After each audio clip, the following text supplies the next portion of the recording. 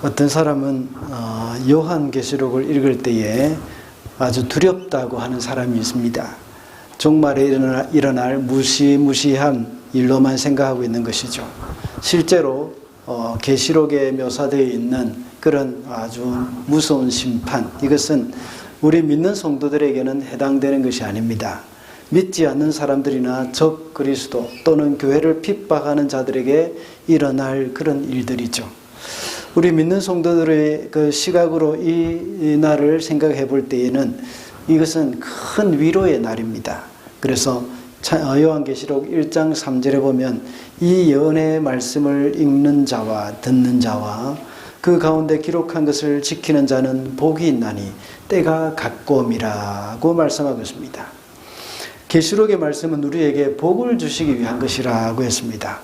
우리 그리스도인들이 주님이 다시 오실 그날을 기다리는 이유가 바로 이 때문입니다. 초대 한국 교회의 믿음의 선배들은 일제치하에 많은 핍박을 인해서 주님이 다시 오실 날을 얼마나 기다렸는지 모릅니다.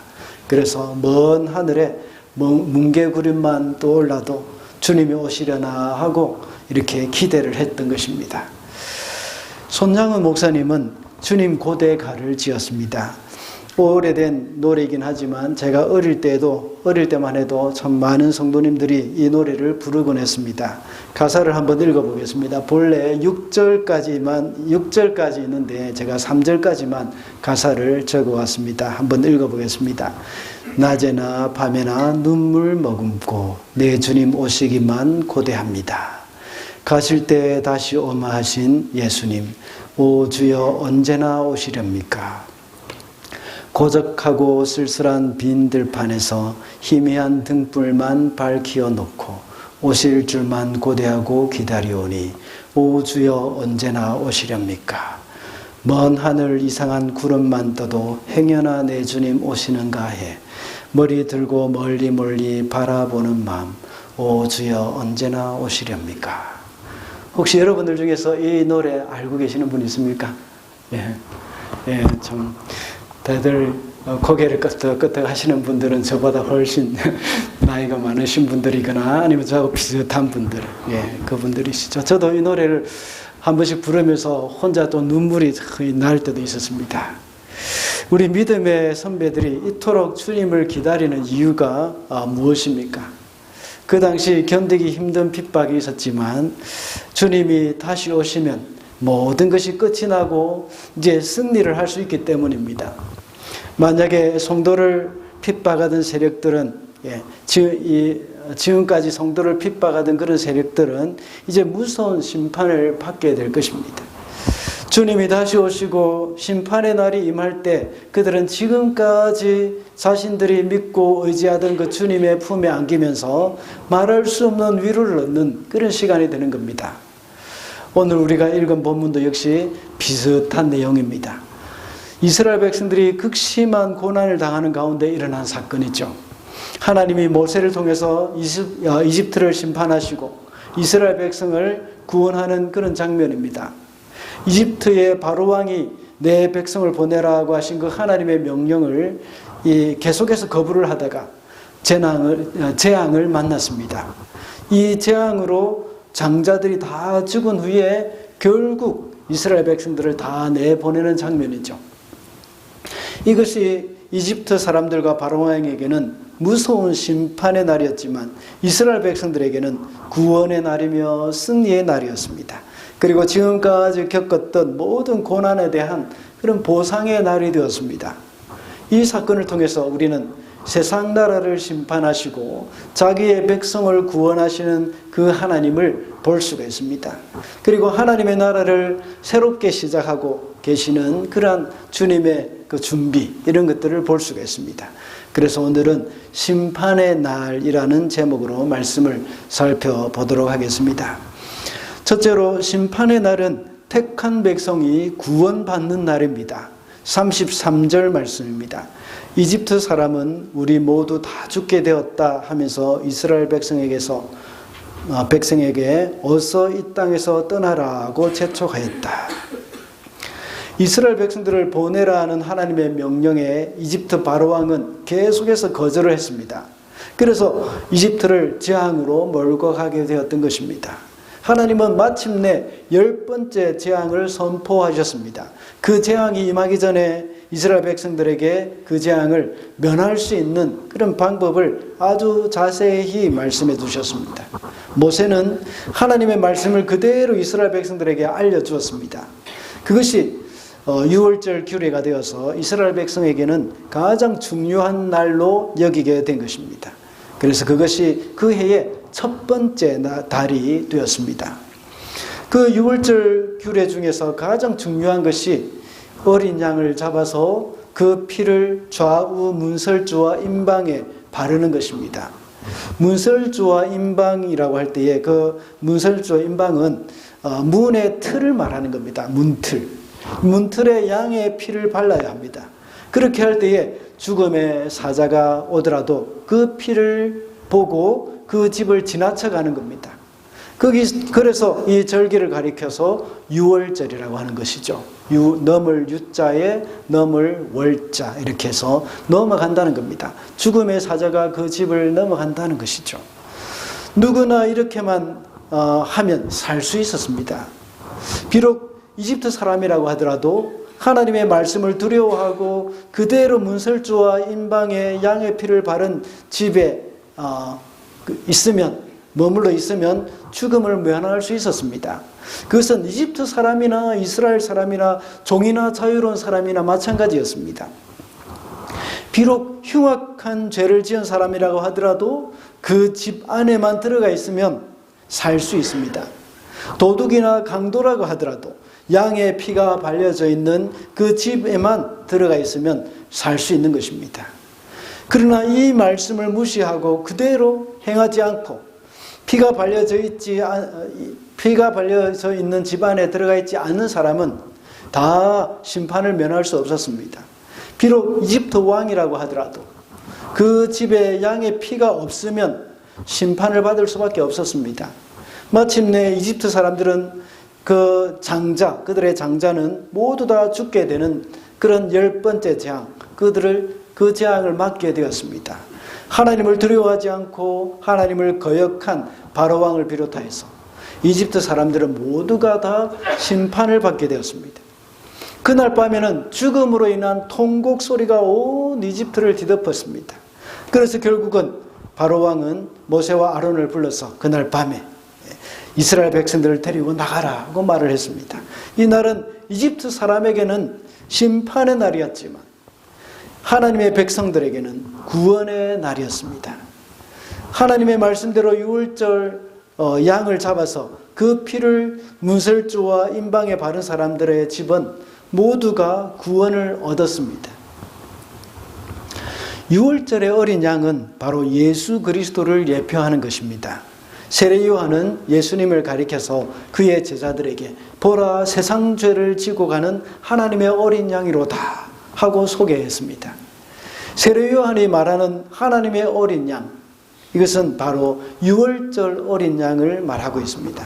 그리고 세상 죄를 지고 간다는 말은 유월절의 어린 양이 되시는 예수께서 이 세상의 모든 사람들의 죄를 대신해서 죽으신다 하는 그런 말입니다. 결국 예수님은 유대인의 명절인 유월절에 맞춰서 십자가에 못 박혀 돌아가셨습니다. 이렇게 예수님은 그 날짜도 역시 유월절에 맞춰서 죽으신 것이죠. 그래서 이스라엘 백성들이 자손 대대로 지켜온 유월절의 참된 의미가 무엇인지를 보여주신 것입니다. 그래서 오늘 본문 처음에 우리가 읽었던 이 본문에서도 역시 하나님 앞에서 죽임을 당한 그 모든 이스라엘 백성들이 놀라서 이집트 백성들이 놀라서 이스라엘 백성들을 빨리 나가라고 이렇게 이야기를 했죠. 오늘날도 역시 누구든지 그리스도의 피가 그 마음속에 있는 사람들에게는 하나님의 심판이 임하지 않습니다. 장차 주님이 다시 오실 것입니다. 그때의 마지막 심판 때에 우리는 어떻게 살아남을 수 있겠습니까? 과거에 이집트에 하나님의 심판이 임했던 것 같이 이 세상 끝날에도 역시 하나님의 심판이 임하게 됩니다. 그때 모든 사람들이 다 심판대 앞에 서게 될 것입니다. 그런데 유월절 어린 양인 예수님의 피가 없는 사람들은 영원한 형벌에 처하게 됩니다. 그러나 누구든지 예수님을 믿는 믿음이 있는 사람은 영원한 생명을 얻게 될 것입니다. 구원받은 백성은 이제 그러면 어떻게 해야 하겠습니까? 오늘 우리가 읽은 본문은 아니지만 그 앞에 있는 본문입니다. 출애굽기 12장 14절에 보면 하나님은 구원받은 우리가 어떻게 해야 할 것인지를 자세히 알려주셨습니다. 그것은 기념하는 것입니다. 기념한다는 것은 잊지 않고 기억한다는 것이죠. 우리가 받은 구원을 소중히 여기고 되새기고 또 되새기는 것입니다. 출애굽기 12장 14절에는 이렇게 말씀하고 있습니다. 이 날은 너희가 기념해야 할 날이니 너희는 이 날을 주 앞에서 지키는 절기로 삼아서 영원한 규례로 대대로 지켜야 한다 라고 했습니다. 그러면서 하나님은 유월절을 어떻게 하면서 지켜야 하는지 그 방법을 자세히 말씀해 주셨습니다. 이스라엘 백성은 그 유월절을 매년마다 지키면서 자신들이 어떻게 해서 구원을 얻게 되었는지를 기념했습니다. 그리고 그 일을 자녀들에게도 역시 가르쳤습니다. 그래서 모세는 유월절을 지키는 방법을 백성들에게 자세히 설명하면서 다음과 같이 말씀하고 있습니다. 여러분의 아들, 딸이 여러분에게 이 예식이 무엇을 뜻합니까? 하고 물을 것입니다. 그러면 여러분은 그들에게 이것은 주님께 드리는 유월절 제사다. 주님께서 이집트 사람을 치실 때에 이집트에 있던 이스라엘 자손의 집만은 그냥 지나가셔서 그들의 집들을 구하여 두셨다 하고 이르십시오.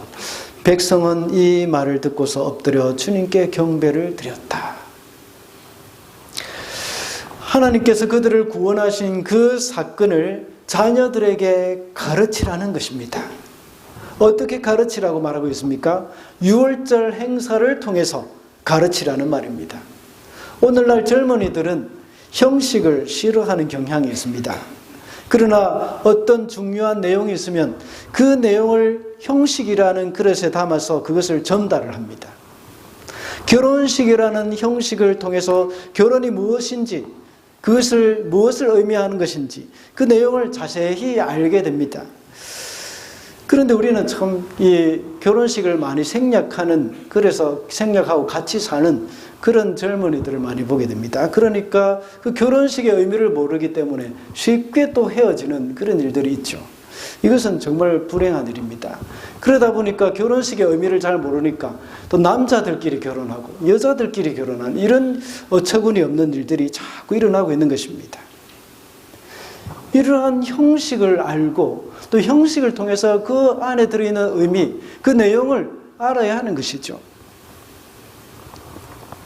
그리고 우리는 세례식이나 성찬식이라는 그런 형식을 통해서 우리에게 구원이 주는 의미가 무엇인지 그 내용을 알려줍니다. 그래서 하나님은 이스라엘 백성들에게 절기를 지키라고 말씀하셨습니다. 그 속에 아주 중요한 내용이 있기 때문입니다. 우리가 겉으로 드러나는 형식을 우리는 무시해서는 안 됩니다. 이 형식을 지킴으로 인하여서 그 속에 굉장히 중요한 교훈을 담아서 전달하고 있는 것입니다. 우리도 역시 우리가 받은 구원에 대해서 그것을 기억하기 위해서 몸부림을 쳐야 합니다. 그래서 우리가 받은 구원을 우리 자녀들에게 잘 전달해 줄 수 있어야 하겠습니다. 우리는 구원을 어떤 형식에 담아서 기억하고 있습니까? 그것은 더 이상 구약에서 지키지 않던 그 절기, 이것은 이제 다 폐기되었기 때문에 그것은 더 이상 지키지 않습니다. 이제 예수님이 오심으로 인해서 더 이상 구약의 절기는 필요가 없어진 것입니다. 그렇다면 우리가 구원받은 것을 기념하고 그것을 다음 세대에 전수해 줄 수 있게 하기 위해서는 어떻게 해야 하겠습니까? 그것은 주일 예배입니다. 여기에 대해서 두 번째 대지에서 제가 조금 더 자세하게 말씀을 드리고 주일 예배 외에 다른 것이 또 있습니다. 그것은 바로 성례입니다. 우리의 받은 구원을 기념할 수 있는 그 방법, 그것이 바로 성례입니다. 성례라고 할 때에 두 가지가 있죠. 하나는 세례이고 하나는 성찬입니다. 세례와 성찬을 통해서 우리는 우리가 받은 구원을 기억하고 다음 세대에 그대로 전수해 줄 수 있는 것이 바로 이것이 성례라는 것입니다. 예수님께서도 그것을 제정하셔서 지켜 행하라고 하셨습니다. 우리가 설교는 귀로만 듣습니다. 그러나 세례와 성찬은 보이는 설교입니다. 직접 우리가 행동으로 배우는 그 액티비티입니다. 우리가 이것을 행함으로 우리의 구원을 기억하는 것이죠. 우리가 한 달에 한 번씩 성찬을 하고 1년에 2차례씩 세례식을 합니다. 성찬을 행함으로 그리스도께서 나를 위해 죽으셨고 나는 이 떡과 잔을 먹고 마심으로 인해서 그리스도의 죽음과 그리스도의 부활에 동참하는 것임을 마음에 새기는 것이죠. 그래서 나는 그리스도와 함께 죽었고 그리스도와 함께 살았다는 것을 마음에 새기고 또 새기는 것입니다. 세례식도 마찬가지입니다. 우리가 물로 세례를 받음으로 주와 함께 죽고 주와 함께 살았다는 것을 알고 구원받은 백성으로서 새롭게 살아가야 하겠다는 그런 다짐을 하는 시간입니다. 십자가의 피로 구원을 얻은 우리 성도들은 주일 예배와 성찬 그리고 세례를 통해서 우리의 마음속에 그리스도의 십자가를 계속해서 새겨놔야 합니다. 우리가 받은 구원의 은혜를 잊어서는 안 되기 때문입니다. 우리는 날마다 드리는 그런 예배, 이것 또한 우리는 너무나도 소중한 것입니다. 이것을 잊어버릴 때가 많습니다. 매주일 드리는 것이기 때문에 이게 별로 중요하지 않는 것이라고 생각하고 우선순위에서 밀려나는 경우가 얼마나 많은지 모릅니다. 그러나 이것은 우리의 구원을 기억하게 되는 아주 중요한 것이라는 사실 우리는 기억해야겠습니다. 둘째로 심판의 날은 택한 백성이 승리하는 날입니다. 31절 말씀입니다. 바로는 밤중에 모세와 아론을 불러들여서 말하였다. 너희와 너희 이스라엘 자손은 어서 일어나서 내 백성에게서 떠나가거라. 그리고 너희의 요구대로 너희는 가서 너희의 주를 섬겨라. 이집트의 모든 장자들이 다 죽은 10번째 재앙을 겪게 되었습니다. 그러자 바로왕은 한밤중에 모세와 아론을 불렀습니다. 그리고 당장 이집트를 떠나서 너희 하나님을 네가 지금까지 요청했던 대로 네 하나님을 섬겨라 하고 말을 합니다. 모세와 아론이 바로왕에게 가서 계속해서 백성들을 보내달라고 요구했지만 거절당했죠. 그런데 이제 마침내 바로왕이 두 손을 들어 항복했던 것입니다. 방금 읽은 31절의 말씀은 바로왕이 마침내 굴복하는 모습을 너무나도 잘 표현을 해주고 있습니다. 원문을 보면 일어나라, 떠나라, 가라, 섬겨라, 또 몰아가라, 가라 하는 그런 동사가 계속해서 연속적으로 나옵니다. 한 문장 안에 이 이집트를 떠나줄 것을 요구하는 말이 연속적으로 6번이나 이렇게 동사로 기록되어 있습니다. 이제 확실하게 굴복하고 있는 그런 바로왕의 모습입니다. 그리고 바로왕은 자식을 잃은 불쌍한 아버지가 되지 않았습니까? 그와 동시에 많은 백성을 잃어버린 무능한 왕에 불과한 것입니다. 이제 이스라엘 백성들은 바로왕의 종의 신세를 벗어났습니다. 그리고 구원받은 하나님의 백성으로서의 삶이 시작이 되어진 겁니다. 이스라엘 사람들은 죽음에서 구원을 얻었을 뿐만 아니라 이집트 바로왕의 노예 생활에서도 역시 구원을 얻었습니다. 존귀한 하나님의 백성이 지금까지 늘 노예 취급을 하면서 노예 취급을 받으면서 이집트 사람들에게 고통을 당하며 살았습니다. 그러나 이제는 이집트의 바로왕이 두 손을 들었고 이스라엘 백성은 하나님이 주신 그 승리를 얻은 것입니다. 이제 더 이상 바로왕의 노예가 아닙니다. 하나님의 백성입니다. 그리스도인의 승리는 칼과 창 또 무력으로 이루어지는 것이 아닙니다. 그리스도인은 어린 양의 피로 승리하는 것입니다. 기독교는 무력으로 로마를 정복한 것이 아닙니다. 사랑과 희생으로 정복했습니다. 수많은 박해를 받고 사자의 밥이 되고 또 화형을 당하는 엄청난 일을 당했습니다. 그러나 기독교는 그리스도의 피로 승리를 하게 된 것입니다. 오히려 기독교는 무력으로 싸울 때는 승리하지 못했습니다. 십자군 원정이 그 한 예이지요. 그 외에도 많은 역사를 볼 때 기독교가 세력을 키워서 물리적인 힘으로 어떤 일을 행하려고 할 때 그는 패배하고 말았습니다. 오늘날도 마찬가지입니다. 어떤 정치적으로 세력을 규합해서 목적을 이루려고 해서는 안 됩니다. 희생과 사랑으로 이 세상의 빛과 소금으로 살 때 성도는 승리할 수가 있습니다. 이렇게 어린 양의 피로 승리한 사람은 이제 어떻게 해야 합니까?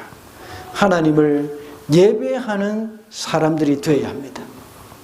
31절에 보면 주를 섬겨라 하는 이 말은 하나님께 예배하라는 뜻입니다.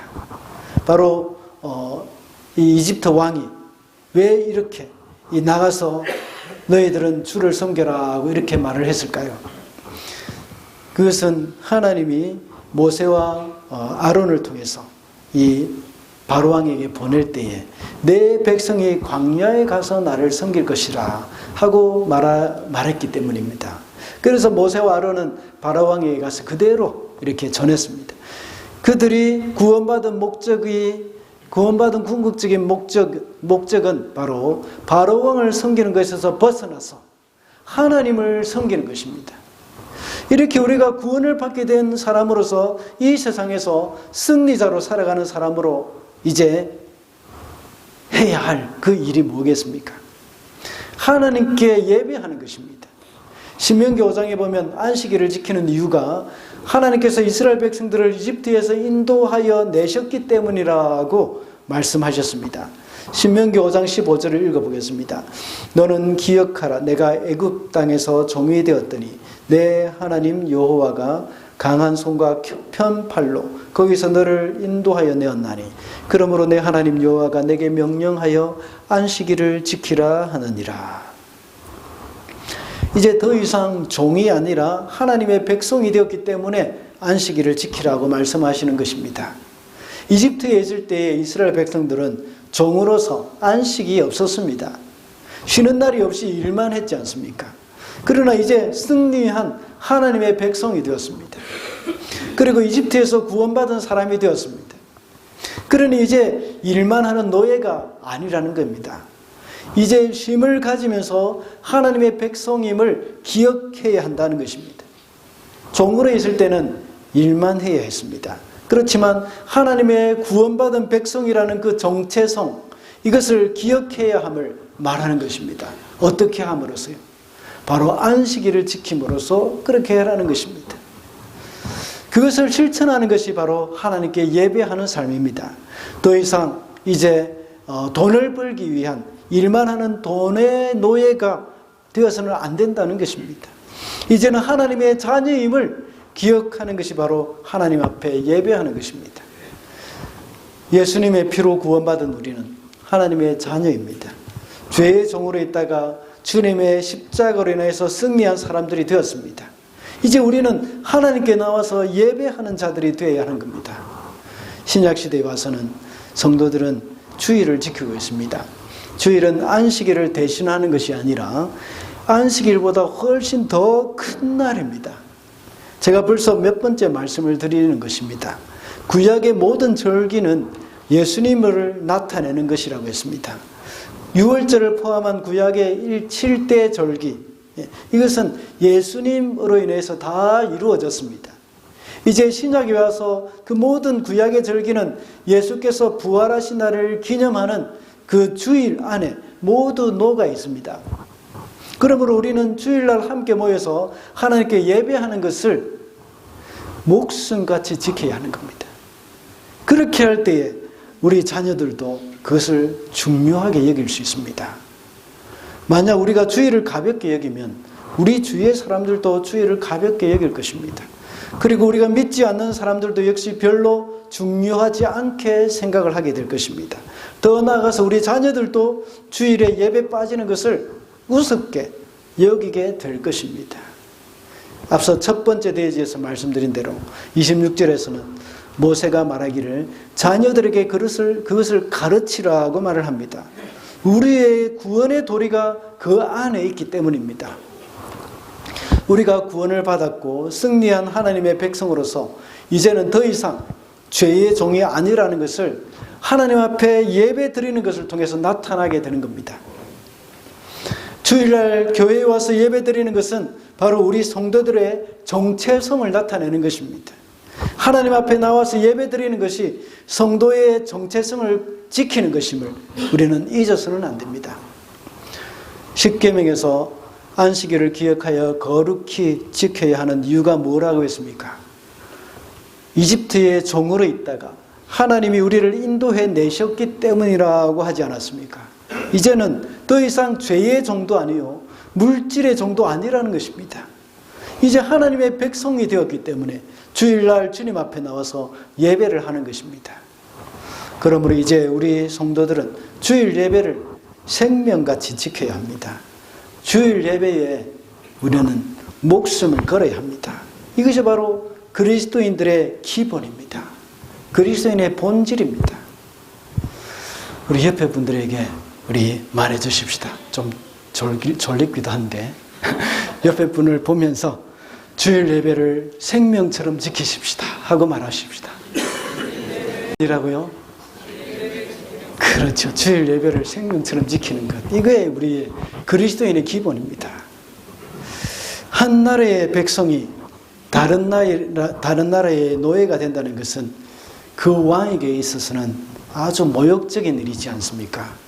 그와 같이 우리 성도들은 하나님의 백성이 되었습니다. 그런데 하나님의 백성으로 살지 않고 다른 물질의 노예로 살거나 또 쾌락의 노예로 살고 있다면 우리를 구원하신 하나님께는 이것은 아주 모욕적인 일입니다. 주일날 예배에 나오지 않고 다른 일에 마음이 뺏기게 된다면 그것은 또다시 이집트의 종이 되는 것과 같습니다. 그래서 하나님은 안식일을 범하는 것에 대해서 굉장히 엄격하셨습니다. 민수기 15장에 보면 이스라엘 백성이 광야 생활을 할 때 누군가가 안식일에 나무를 하고 있었죠. 그 사람을 모세와 아론 앞에 끌고 왔습니다. 그럴 때에 하나님은 모세와 아론에게 시켰습니다. 그 사람을 진 밖에 데리고 나가서 돌로 쳐 죽여라고 말씀하셨습니다. 그 이유가 무엇입니까? 또다시 바로 왕의 노예로 돌아갔기 때문입니다. 그렇다면 성도가 사단의 노예라고 살고 있다고 한번 생각해 보십시오. 그것은 하나님께는 정말 참을 수 없는 일입니다. 물질의 노예로 되어 있다고, 쾌락의 노예로 되어서 예배도 빠뜨리고 이 쾌락에 빠져 있다 하고 생각할 때, 예배도 빠뜨리고 세상 즐거움에 빠져 있다 하고 생각할 때 하나님께는 정말 이것은 참을 수 없는 일이 되는 것입니다. 그런데 이스라엘 백성들은 광야 생활을 하면서 어떤 일만 생기면 어떻게 했습니까? 이집트에 있을 때가 좋았다. 이집트로 돌아가자 하고 말하는 겁니다. 하나님 앞에 얼마나 이것은 큰 죄악이겠습니까? 그러므로 예수님을 믿음으로 승리한 우리는 하나님께 예배하는 삶을 살아야 함을 잊어서는 안 되겠습니다. 마지막으로 심판의 날은 택한 백성이 보상을 받는 날입니다. 36절 말씀입니다. 주님께서는 이스라엘 백성이 이집트 사람에게 환심을 사도록 하셨으므로 이집트 사람들은 이스라엘 자손의 요구대로 다 내어주었다.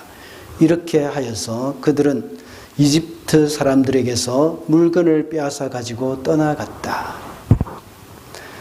바로왕이 속히 떠나달라고 말을 하자 이스라엘 백성들을 그날 급히 준비해서 이집트를 떠나게 되었습니다. 이스라엘 백성들이 이집트를 떠나갈 때 이웃들에게 은과 금과 그리고 의복들을 요구했습니다. 하나님께서 이스라엘 백성이 이집트 사람들에게 환심을 사도록 하셨습니다. 그래서 그들이 이웃에게 요구하는 대로 다 받을 수 있었습니다.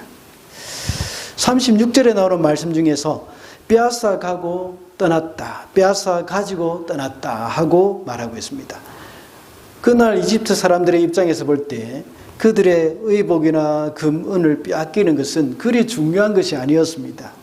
지금까지 이스라엘 백성들을 그들을 보내어주지 않음으로 인해서 엄청난 재앙을 받았죠. 거기에다가 그들의 장자까지도 죽임을 당했습니다. 이제 더 이상 이스라엘 백성들을 떠나보내지 않는다면 남아있는 자신들의 생명조차도 어떻게 될 줄 알 수 없었던 것입니다. 그래서 이집트 사람들은 이스라엘 백성들이 자신들의 재산을 다 가지고 가도 좋다는 것입니다. 그러니 제발 이집트를 속히 떠나달라 하는 그런 요청입니다. 이것은 마치 전리품과 같습니다. 빼앗다라는 말은 전쟁에서 이긴 군사들이 전리품을 약탈해서 가져올 때 쓰는 단어입니다. 앞에 대지에서 말씀드린 심판의 날이 하나님의 백성들에게는 승리의 날이라는 관점에서 볼 때에 역시 아주 타당한 일입니다.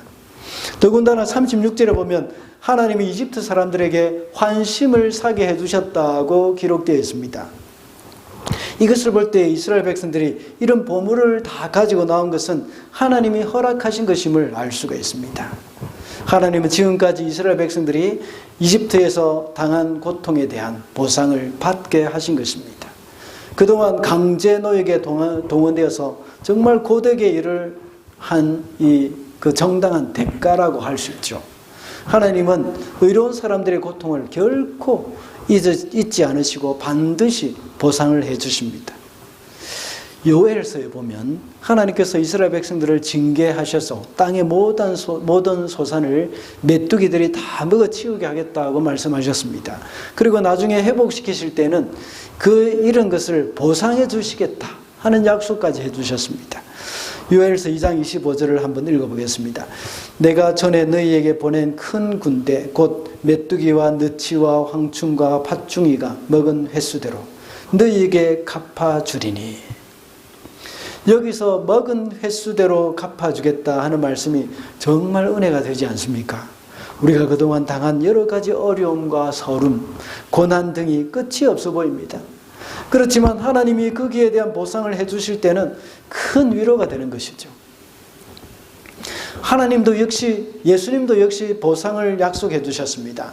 누가복음 18장 29절 30절에 보면 내가 진정으로 너희에게 말한다. 하나님의 나라를 위하여 집이나 아내나 형제나 부모나 자식을 버린 사람은 이 세상에서 여러 갑절로 받을 것이고 또한 오는 세상에서 영원한 생명을 받을 것이다.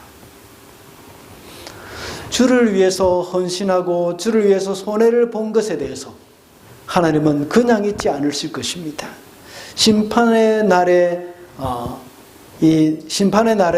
살아오면서 하나님을 거역한 사람들에게는 모든 것을 잃어버리는 날이 되지만 하나님의 백성에게는 보상의 날이 되는 것입니다. 예수님께서는 이 세상에서도 역시 여러 갑절로 받을 것이라는 그런 약속을 하고 있습니다. 이 세상에서 받는 것뿐만 아니라 오는 세상에서 영원한 생명을 받을 것이라고 말씀하고 있습니다. 이집트에 있던 이스라엘 백성들은 그들이 이스라엘 민족이라는 것만으로 많은 어려움과 고난을 당했습니다. 다른 이유가 없었습니다. 그들이 무슨 반역을 했거나 불량한 행동을 했기 때문에 당하는 고난이 아니었습니다. 그냥 이스라엘 백성이었기 때문에 당하는 고난이었습니다. 초대교회 성도들도 역시 예수 믿는 이유 하나만으로 많은 핍박을 받은 것이죠. 유대인들 중에서 예수 믿는 사람들은 출교를 당했고 많은 불이익을 당했습니다. 사회적으로 완전히 매장을 당했던 것입니다. 또한 네로 황제는 로마에 자신이 불을 질러놓고는 그리스도인들에게 누명을 씌웠습니다. 그래서 그리스도인들은 온갖 고난을 다 당했습니다. 예수님께서도 역시 나를 인하여 너희를 욕하고 핍박을 받으면 복이 있다고 했습니다. 그래서 기뻐하고 즐거워하라 하고 말씀하셨습니다. 하늘에서 너희의 상이 큼이라 하고 말씀해 주셨습니다. 지금 우리는 이 땅에 살면서 예수 믿는 이유로 당하는 핍박이나 환난은 없습니다. 그러나 약간의 불편함이나 번거로움은 있습니다. 왜냐하면 세상의 즐거움을 좀 누리고 싶은데 그렇게 하지 못하는 것이 있기 때문입니다. 주일이 되면 산으로 들러 바다로 골프도 치고 낚시를 하면서 좀 즐기고 싶은데 주일 예배를 드려야 하기 때문에 포기를 해야 합니다.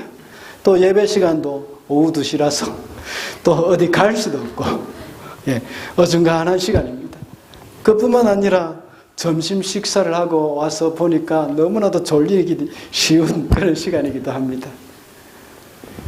또 대인관계에서도 역시 교회에 욕먹지 않게 하기 위해서 때로는 져줘야 하고 손해를 보아야 하는 일도 생길 수 있습니다. 또한 우리 구역에서 저 사람 전도로 대상자로 삼고 있기 때문에 또 내가 또 참아야 하는 그런 부분도 있을 수도 있습니다. 물론 이런 것들은 초대교회 성도들이나 또 출애굽기에 나오는 이스라엘 백성들에 비하면 고난도 아니죠. 그렇지만 하나님은 우리의 이런 모습을 보고 계십니다. 그리고 이런 삶에 대해서 보상을 약속해 주셨습니다. 우리가 이 세상을 살아가면서 이 땅에 가치를 두고 이 땅의 것에 시선을 집중하고 살아갈 때는 낙심할 수밖에 없습니다. 그러나 주님의 약속의 말씀을 의지해야 합니다. 그리고 장차 받게 될 그 보상을 기대하면서 살 때에 우리는 이 땅에서 그 삶에서, 이 땅의 삶에서 기쁨을 누릴 수가 있는 것입니다. 우리 성도는 지금 당장 어려움이 있고 고난이 있지만 보상해 주신다는 그 주님의 약속을 믿고 잘 이겨나가야 하겠습니다. 말씀을 맺겠습니다. 오늘은 심판의 날이라는 제목으로 말씀을 살펴보았습니다. 지난 시간에는 하나님이 모세를 부르셔서 하나님의 나라를 준비하셨습니다. 오늘 본문에서는 하나님은 이 세상과 세상의 왕을 심판하시고 하나님의 나라를 다시 시작하시는 그러한 모습을 보게 됩니다. 이렇게 하나님이 이 세상을 심판하실 때에 택한 백성은 바로 구원의 날이 되고 승리의 날이 된다고 했습니다. 그리고 심판의 날에는 보상을 받는 날이 된다고 했습니다.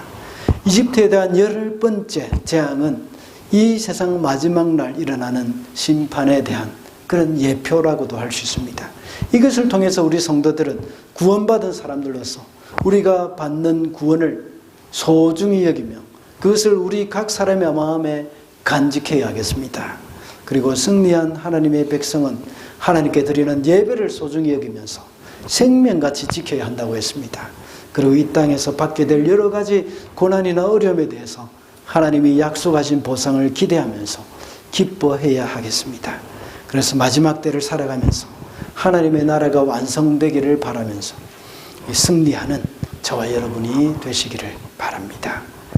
기도하겠습니다.